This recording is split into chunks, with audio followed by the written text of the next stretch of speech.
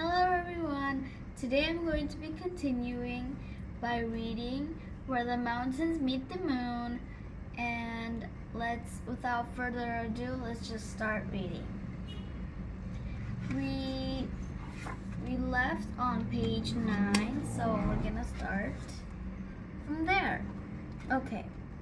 Over 100 years ago, a man tried to reunite them by taking stones from the mountains to the rivers. That man was not taking the stones for Dragon Spirit. Minley's mother cut in. She never quite approved of Ba's stories, as she felt they made Minley impractical and caused her to daydream. My grandmother told me he was an artist. He took the mountain rock to carve into inking stones. Did he ever come back? Minley asked. No, it probably did not make good ink. Ma sighed. He probably found something finer elsewhere. I bet the bronze on his horse saddle was more than he will ever have. Ma's sighs made Minley wish that every rock of Fruitless Mountain were gold, and she couldn't help asking. So, how will Fruitless Mountain ever grow green again? Ah, her father said. That is a question you will have to ask the old man of the moon. Oh, tell that story next, Minley begged. Whenever I ask something important, people say, this is a question you have to ask the old man of the moon. Someday I will ask him. The old man of the moon. Another story. Our house is barely out of rice, hardly fills our bowls, but we have plenty of stories. Ma sighed again. What a poor fortune we have. Maybe, Ba said to Minley, glancing at Ma, I should tell you that story tomorrow. Chapter 2. Every morning before the sun rose, Minley, her mother, and her father began work in the fields.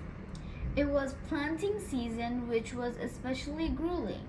The mud stuck to their feet like glue, and each seedling had to be painstakingly planted by hand.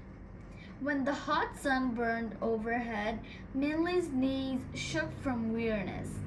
She hated the feeling of thick, soggy mud on her hands and face. And many times she wanted to stop in irritation and exhaustion, but seeing her parents patiently work, backs bent, made her swallow her complaints and continue. As soon as the sun began to set, Minley's parents sent her home to make her dinner and the rest while they continued to work in the thick mud. They would not come home until the sun had completely disappeared from the sky. At home, Minley washed her face and hands and feet, and even though all the water in the basin turned brown, she still felt like she was covered in mud. Her arms and legs were so tired that she felt like an old crab crawling on the rocks. As she looked at herself reflecting in the dark water, she saw Ma's frown on her face. Ma is right, Minley thought. What a poor fortune we have. Every day, Ba and Ma work, and we still have nothing. I wish I could change our fortune. At that very moment, Minley heard a faint murmuring sound that she had never heard before. Like a song chanted from the clouds. Curious, she opened the door to see what the noise was. And there on the road in front of her house, she saw a small stranger calling out quietly. Goldfish, he was saying softly, as he were coaxing his fish to swim. Bring fortune into your home. Minley and the villagers stared as he wheeled his cart. Even though the village was by a river, it had been many years since anyone had seen a glimpse of a goldfish. The fish in the Jade River were brown and gray, like the village. The goldfish man's cart was full of bowl of flashing fish that glittered like jewels. His gentle calling drew Minley to like him like a moth to lit lantern. How does a goldfish bring fortune into your home? Minley asked. The goldfish man looked at her. The sun setting behind him made him glow bright red and yellow. Don't you know? He asked her. Goldfish means plenty of gold. Having a bowl of goldfish means your house will be full of gold and jade. As Minley stared into his bowls with her shining black eyes, a brilliant orange fish stared back at her with its shiny black eyes.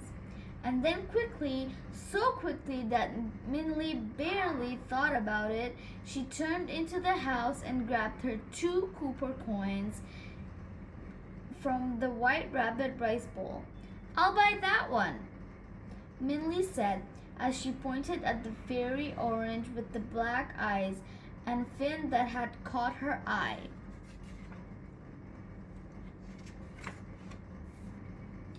The other village children looked at her enviously while the watching adults shook their heads. Minley, one neighbor said, don't believe his impossible talk. A goldfish won't bring fortune. Save your money. But Minley was not discouraged, and she held out her copper coins to the goldfish man. He looked at her and smiled. Then he took 1 coin, picked up the fishbowl, and gave it to her. May it bring you great fortune, he said. And with a small bow to the villagers, he wheeled out of the village. In moments, he disappeared from the view into the shadow of Fruitless Mountain.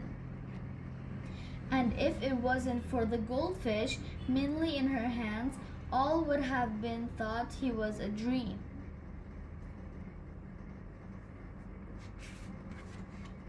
Chapter 3. But the goldfish was real, and when her parents returned from the fields for dinner, they were not happy to learn that Minley had spent her money on it. How could you spend your money on that? Ma said, slapping the rice bowl on the table.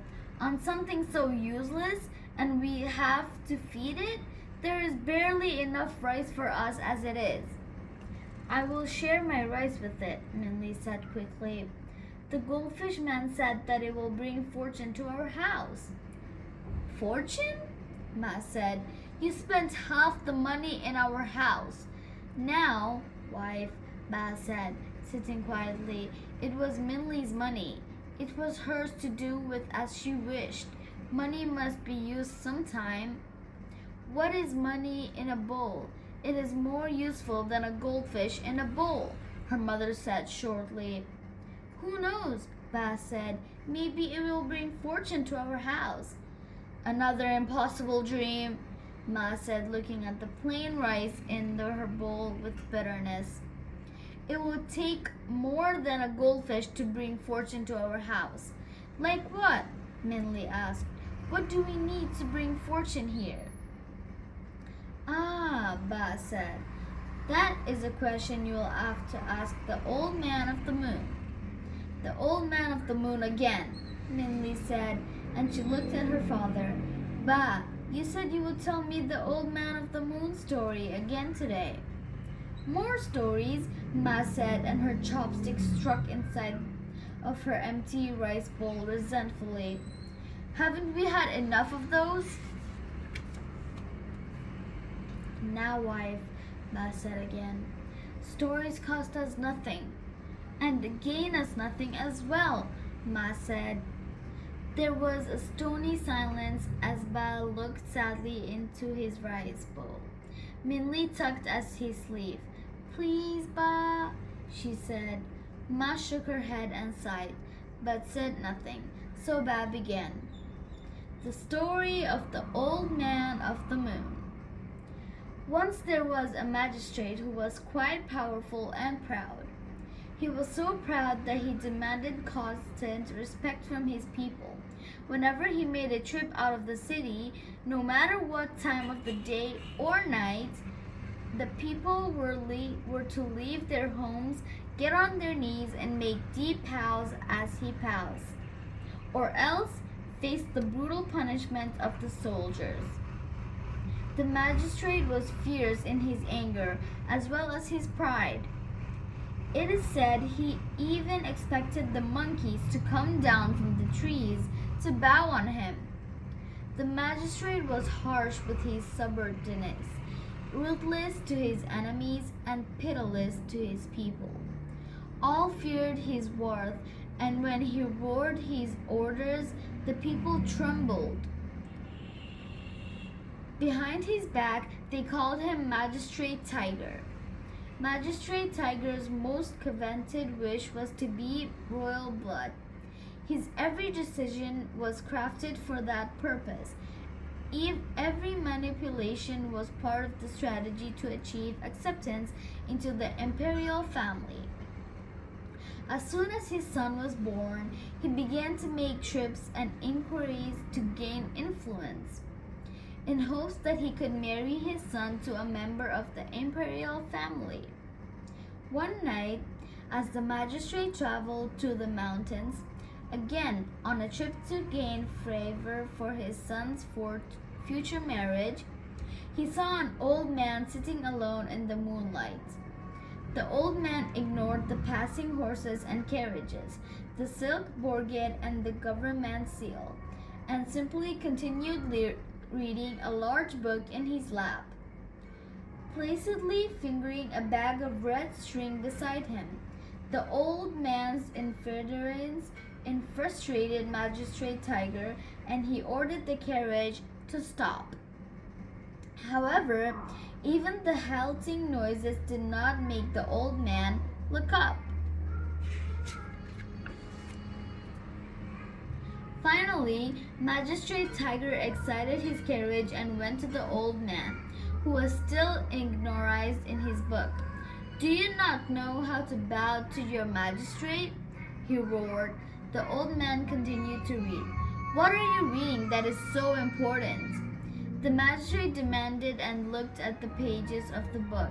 It was full of scribbles and scrawls that were not of any language that the magistrate knew of. "Why, it's just nonsense written in there." "Nonsense?" the old man said, finally looking up. "You fool, this is a book of the fortune. It holds all the knowledge of the world, the past, present, and the future." The magistrate looked again at the marks on the page. "I cannot read it," he said. "Of course not," the man said, "but I, the old man of the moon, guardian of the book of the fortune, can read it. And with it, I can answer any question in the world." "You can answer any question in the world?" The magistrate scoffed. "Very well. Who will my son marry when he is of age?" The old man of the moon flipped the pages of the book. He said to himself. "Yes, here it is. Your son's future wife is now to the 2-year-old daughter of a grocer in the next village." "The daughter of a grocer?" the magistrate spat. "Yes," the old man of the moon continued. "Right now she is wrapped in a blue blanket, embroidered with white rabbits, sitting on the lap of her blind grandmother in front of her house." "No," the magistrate said. "I will not allow it." "It's true," the old man said. "They are destined to be husband and wife. I myself tied the red cord that binds them." "What red cord?" the magistrate Tiger demanded. "Do you know nothing?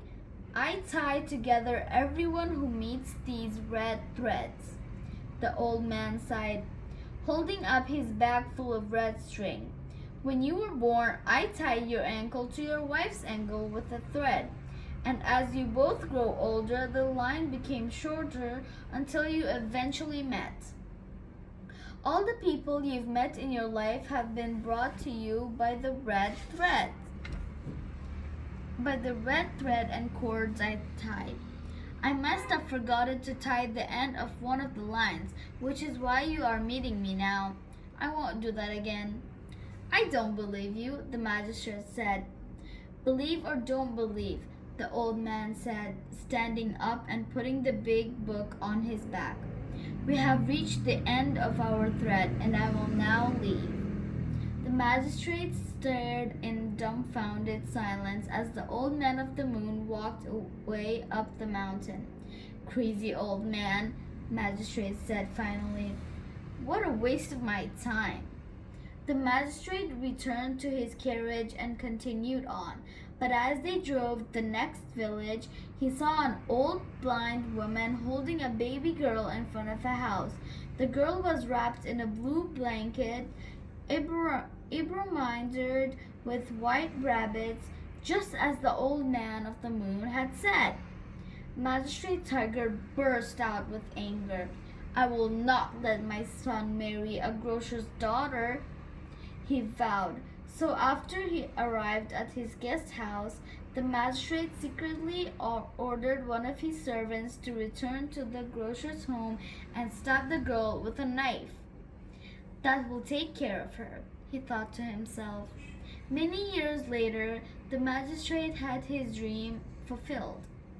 He was finally able to obtain a match for his son with one of the emperor's many granddaughters, and his son would inherit the rule of the remote city.